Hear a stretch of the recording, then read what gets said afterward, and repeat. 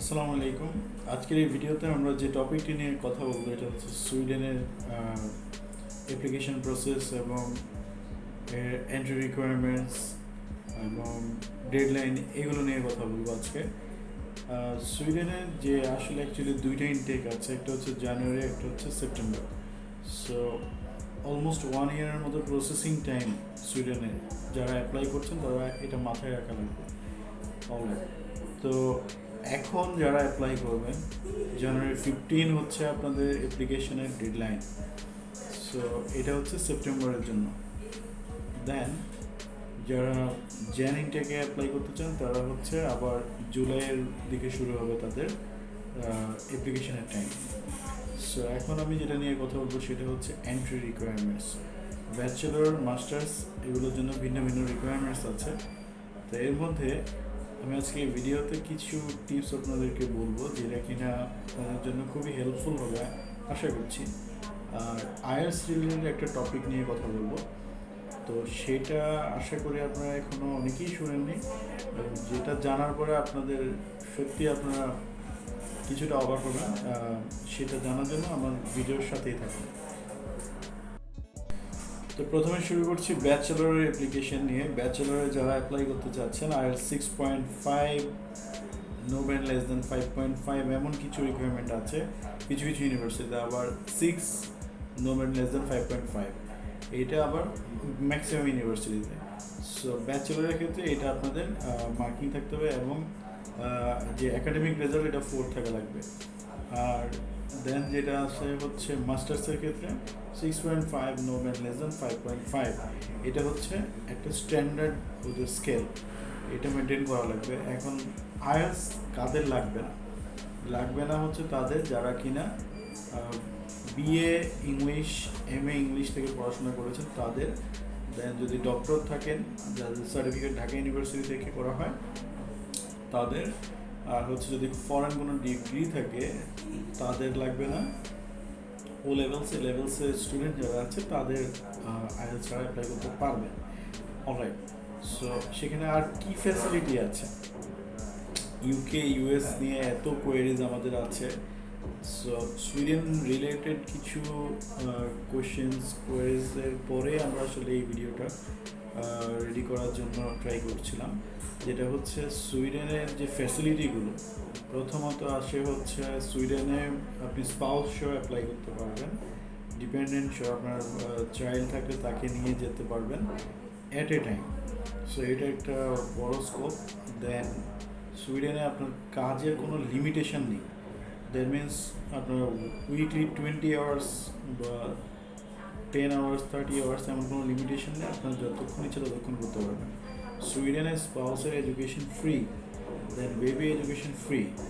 দেন হচ্ছে আপনার এখানে দেখা যাচ্ছে ইউরোপ যে কান্ট্রিগুলো আছে স্ক্যান্ডিনেভিয়ান, তাদের মধ্যে সুইডেনে ইংলিশটা অনেক বেশি চলে, বিকজ ওরা সবসময় নিজেদের ল্যাঙ্গুয়েজে কথা বলতে প্রেফার করে। সেক্ষেত্রে সুইডেন অনেকগুলো সিটি আছে যেখানে ওরা ইংলিশে কথা বলে। দেন পিআর পেতে আপনার কতদিন সময় লাগবে? পিআর পেতে সময় লাগবে 4 থেকে 5 বছরের মতো। আপনাকে সেখানে ফুল টাইম জব কন্টিনিউ করা লাগবে।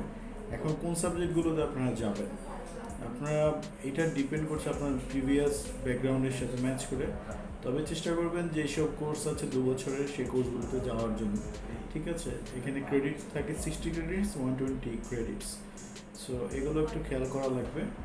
আর যেগুলো অ্যাকচুয়ালি ব্যাকগ্রাউন্ডের সাথে ম্যাচ করে না এমন সাবজেক্টে অ্যাপ্লাই করা থেকে বিরত থাকতে হবে। অলরাইট, দেন স্কলারশিপের অপশন যখন আসে তখন হচ্ছে দেখা যায় এটা ইউনিভার্সিটির উপরে ডিপেন্ড করছে। সো বাংলাদেশ থেকে যেভাবে অ্যাপ্লাই করা হয় এটা অ্যাকচুয়ালি সেন্ট্রাল অ্যাপ্লিকেশন। আমরা ভিডিও ডেসক্রিপশন বক্সে দিয়ে দিব আপনাদের লিঙ্কটা, যেখান থেকে আপনারা অ্যাপ্লাই করতে পারবেন। ঠিক আছে, তো এখন এই হচ্ছে ওয়েবসাইট আর কি, যে ওয়েবসাইটের মধ্যে সমস্ত ইনফরমেশান আছে সুইডেনে অ্যাপ্লিকেশন করার জন্য। You just need to scroll it, then you will find your desired subject and university. Right, so এটা হচ্ছে আপনার universityadmission.se। এই ওয়েবসাইটে গেলে আপনি সমস্ত ইনফরমেশান পেয়ে যাবেন। এইটা আমি আমার ভিডিও ডেসক্রিপশন বক্সে দিয়ে দিচ্ছি। এইখানে গিয়ে আপনি দেখতে পারবেন যে কোথা থেকে অ্যাপ্লাই করা যাবে, কিভাবে অ্যাপ্লাই করা যাবে, কোন সাবজেক্টে, এখানে সবগুলো লিঙ্ক দেওয়া আছে। হ্যাঁ, মাস্টার্স প্রোগ্রাম, ব্যাচেলর প্রোগ্রামের entry requirements, tuition fee range, scholarship opportunity সব দেওয়া আছে। সো একটু আপনাদেরকে টাইম নিয়ে এখানে একটু রিসার্চ করা লাগবে। যেমন এন্ট্রি রিকোয়ারমেন্টসের মধ্যে যদি যাওয়া যায়, দেখা যাবে এখানে যে আসলে দুইটা এন্ট্রি রিকোয়ারমেন্টসের কথা বলা হয়, একটা জেনারেল রিকোয়ারমেন্টস আর একটা স্পেসিফিক রিকোয়ারমেন্টস। যেটা জেনারেল রিকোয়ারমেন্টস সেটা তো আমরা জানি মোটামুটি ম্যাক্সিমাম ইউনিভার্সিটির ক্ষেত্রে কী দেওয়া হয়। আর স্পেসিফিক যেটা সেটা ইউনিভার্সিটি ওয়াইজ। সো ব্যাচেলর রিকোয়ারমেন্টের মধ্যে গেলে দেখবেন সেখানে আইএলটিএস চাচ্ছে কত, দেন একাডেমিক রেজাল্ট কী চাচ্ছে দেয়া আছে সেখানে। হ্যাঁ, তো নর্মালি বাংলাদেশ থেকে যারা একাডেমিক আইএলটিএস দিয়ে থাকে সেখানে ব্যাচেলরে যাওয়ার জন্য 6 থাকা লাগবে। আর যে রেজাল্ট থাকে একাডেমিক রেজাল্ট, সেটাতে 4 থাকলেই হবে আউট অফ 5-এর মধ্যে। হ্যাঁ, আর মাস্টার্সের ক্ষেত্রে সেখানে আপনার আইএলটিএস 6.5 লাগবে, আর রেজাল্ট 3 থাকলে ভালো হয়। এই হচ্ছে গিয়ে জেনারেল রিকোয়ারমেন্টস। ঠিক আছে, এখানে মাস্টার্সের রিকোয়ারমেন্টগুলো দেয়া আছে। ওদের এখানে আবার ইংলিশ 6 বলে একটা টার্মকে, যে ইংলিশ 6 হলে আপনি অ্যাপ্লাই করতে পারবেন। এর মানে এই না যে আপনি আইএলটিএসের 6 হলেই হচ্ছে। ওদের ইংলিশ 6 মানে আমাদের 6.5।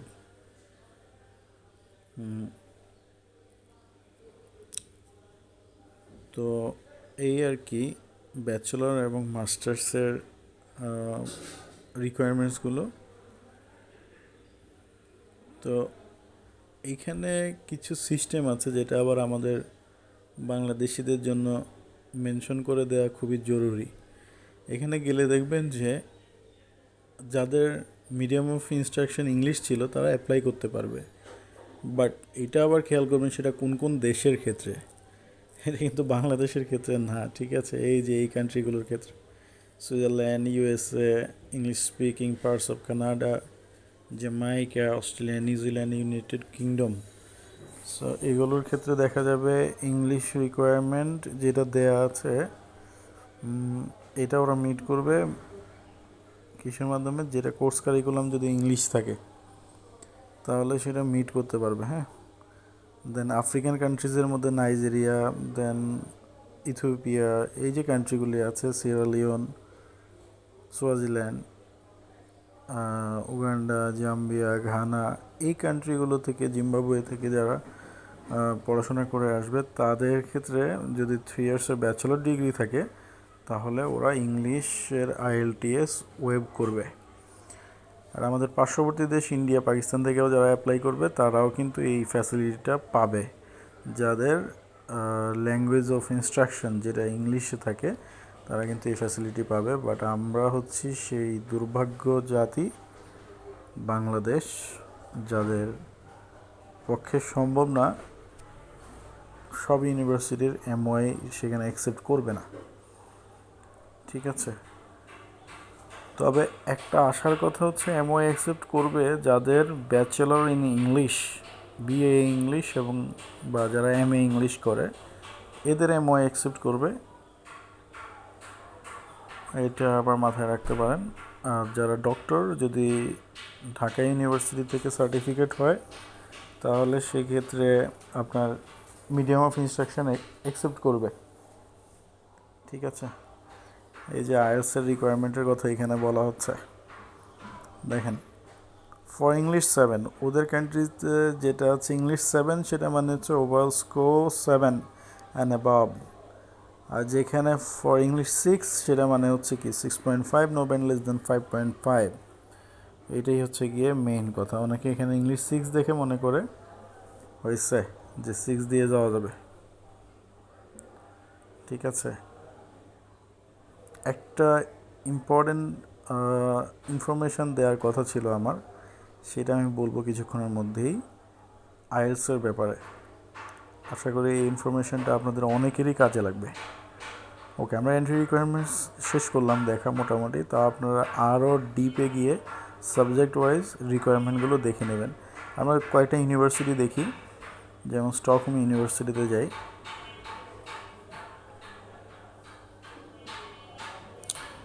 দেখুন এখানে মাস্টার্স প্রোগ্রাম দেখা যাচ্ছে 120 ক্রেডিটসের, দ্যাট মিনস 2 ইয়ার্সের, 60 ক্রেডিটসের, that means 1 year. Infection disease control, এই সাবজেক্টে অনেক ডক্টর পড়াশোনা করতে চায়। টিউশন ফি দেখুন এখানে 67,500 সেক দেয়া আছে, যেটা পার semester. Int, infections disease control, ঠিক আছে। আরও অনেক সাবজেক্ট আছে স্টকহোম ইউনিভার্সিটিতে, যেখানে রিকোয়ারমেন্টগুলো এইখান থেকে দেখে নেবেন। দেখুন তারপর আরও সাবজেক্ট দেখাচ্ছে,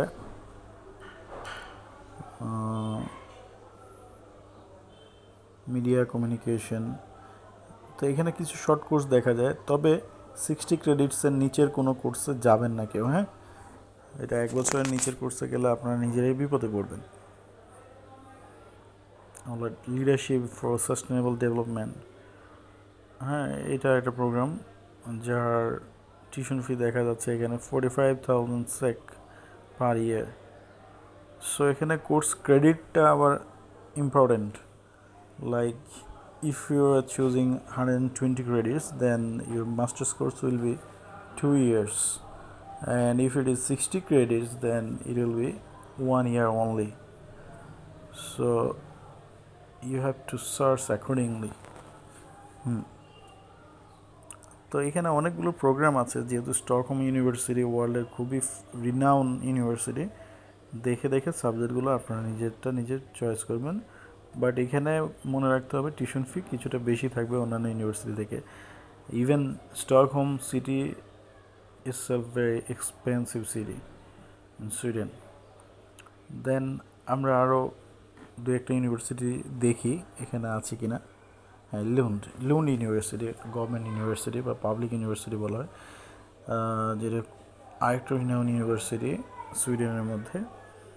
আপনার মাস্টার্স প্রোগ্রাম দেখা যাচ্ছে 60 ক্রেডিটসে আছে, টিউশন ফি খানিকটা বেশি, 65,000। ওকে, ম্যানেজমেন্টে যদি কেউ মাস্টার্স করতে চান প্রথম সাবজেক্টেই আছে, ওপেন আছে জানুয়ারি 17 তারিখ পর্যন্ত। আমি আবার বলছি জান 17 পর্যন্ত এটা ওপেন আছে। অলরাইট, তো 60 ক্রেডিটস যেগুলো 1 বছরের কোর্স, 1 বছরের কোর্সে যারা ডাটা অ্যানালিটিক্স পড়তে চান তারা লুন্ড ইউনিভার্সিটিতে অ্যাপ্লাই করতে পারেন, যেহেতু 4টা ইউনিভার্সিটি অ্যাপ্লাই করতে পারবেন অ্যাট এ টাইম, অথবা একটা ইউনিভার্সিটি 4টা সাবজেক্ট।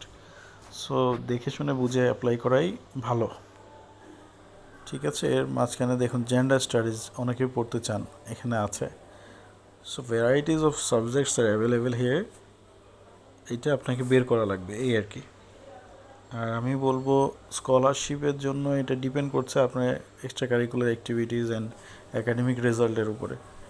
আরেকটা জিনিস বলে দিই, এখানে অ্যাপ্লিকেশন করার সময় আপনাদের 900 সুইডিশ ক্রোনা খরচ হবে, ঠিক আছে, 900 সুইডিশ ক্রোনা। আর ডিএচএল করার যে চার্জ, দেন অ্যাপ্লাই করার পরে অবশ্যই আপনাদেরকে এপ্রিল পর্যন্ত ওয়েট করা লাগবে। এপ্রিলের ফার্স্ট উইকে রেজাল্ট আসবে, তখন সেন্ট্রালি ডিক্লেয়ার করা হয় আর কি যে কারা কারা অ্যাডমিশন পেয়েছে। অলরাইট, তারপর পরে গিয়ে টিউশন ফি পাঠাবেন, অ্যাম্বাসির জন্য প্রিপারেশান নেবেন। ভেরি সিম্পল, আমাদের সাথে যোগাযোগ করতে পারেন, আমরা পুরো প্রসেসিংয়ে হেল্প করব, ঠিক আছে। আর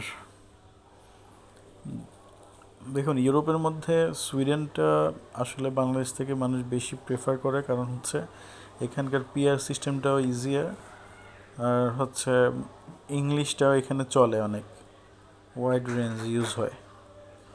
জি,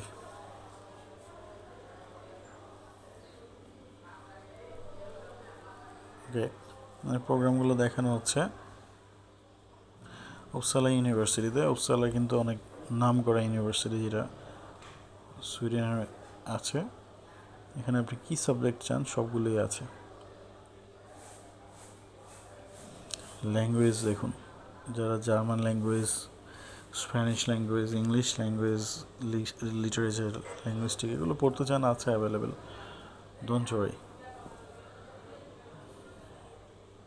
দেখুন বায়োমেডিসিন, মলিকুলার বায়োলজি, অনেক সাবজেক্টই আছে, আপনারা আপনাদের সুবিধা মতো এখানে সার্চ করে নেবেন।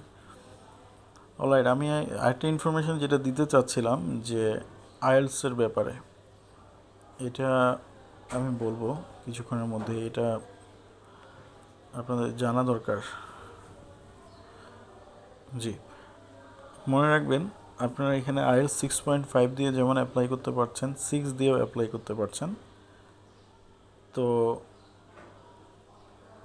যাদের আইএলস আছে তারা চেষ্টা করবেন আর্লিয়ার অ্যাপ্লাই করে দেওয়ার জন্য, কারণ দেরি করলে আপনার ভালো প্রোফাইল হওয়ার সত্ত্বেও আপনি মেইন মেরিট লিস্টে নাও আসতে পারেন। ঠিক আছে, আর যে ইম্পর্টেন্ট টপিকটা নিয়ে বলার কথা ছিল সেটা হচ্ছে যাদের আইএলস, একটু খেয়াল করবেন, যাদের আইএলস 2 বছরের বেশি সময় হয়ে গেছে, দ্যাট মিনস ভ্যালিড নাই, তারাও সুইডেনে অ্যাপ্লাই করতে পারবেন। যাদের আইএলস হচ্ছে 2 বছরের অনেক আগে সময় নিয়ে নিয়েছে তারাও অ্যাপ্লাই করতে পারবেন, সেটা 5 বছর, 6 বছর, আপ টু 10 ইয়ার্স পর্যন্ত অ্যাকসেপ্টেবল। সো 10 ইয়ার্স পর্যন্ত আপনি এটা দেখিয়ে অ্যাপ্লাই করতে পারবেন। যদি আজকে থেকে আপনি আরও 8 বছর আগেও আইএলটিএস করেন তাহলে অ্যাপ্লাই করতে পারবেন, সমস্যা হবে না। এখানে যে ভ্যালিডিটি থাকতে হবে এমন কোনো কথা নেই। সো এটাই আমি মনে করি সবচেয়ে বড় একটা ইনফরমেশন অনেকের যাদের আইএলস নাই তাদের জন্য, মানে আইএলসের ভ্যালিডিটি শেষ হয়ে গেছে। সো এই ইনফরমেশনটা আশা করি আপনাদের কাছে আজকে নতুন করেই গেল। এখানে দেখুন আরও কিছু ইউনিভার্সিটি আমি দেখাচ্ছি, আপনারা এখানে গিয়ে এই ওয়েবসাইটে গিয়ে ডিটেলস আস্তে আস্তে দেখতে পাবেন। ঠিক আছে, সাইবার সিকিউরিটি নিয়ে অনেকেরই পড়াশোনার ইচ্ছা আছে, এই ইউনিভার্সিটি যান, কেটিএস রয়্যাল, আরও অনেক ইউনিভার্সিটি আছে, আপনারা আপনাদের সুবিধা মতো সেটা দেখে নেবেন। তো এই হচ্ছে সুইডেনের মোটামুটি অ্যাপ্লিকেশন পোর্টাল এবং অ্যাপ্লাই করার আমি অলমোস্ট অনেকগুলো ইনফরমেশানই আপনাদেরকে দিয়েছি। তো যদি সুইডেনে অ্যাপ্লাই করার জন্য আমাদের কোনো গাইডলাইন প্রয়োজন হয় অবশ্যই আপনারা আমাদেরকে জানাবেন, কমেন্ট করবেন, আমাকে মেইল করতে পারেন, যে কোনো প্রয়োজনে আমি আপনাদেরকে সাপোর্ট দেওয়ার জন্য রেডি আছি। থ্যাংক ইউ, আসসালামু আলাইকুম।